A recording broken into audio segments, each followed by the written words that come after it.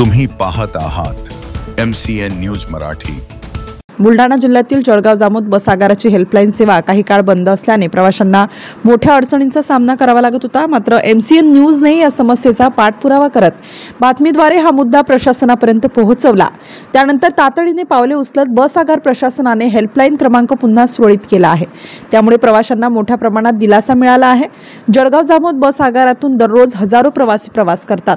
Helpline सेवा बंद असल्याने बस वेळापत्रक, तिकिटे आणि इतर माहितीसाठी प्रवाशांना थेट बस आगारात जावे लागत होते। यामुळे विशेषतः ज्येष्ठ नागरिक, महिला आणि ग्रामीण भागातील प्रवाशांना मोठा त्रास सहन करावा लागला। MCN न्यूजने स्थानिक प्रवाशांशी संवाद साधून त्यांच्या अडचणी जाणून घेतल्या आणि याबाबत वृत्त प्रसिद्ध केले। या बातमीमुळे प्रशासनावर दबाव निर्माण झाला आणि हेल्पलाईन क्रमांक त्वरित कार्यान्वित करण्यात आला आहे।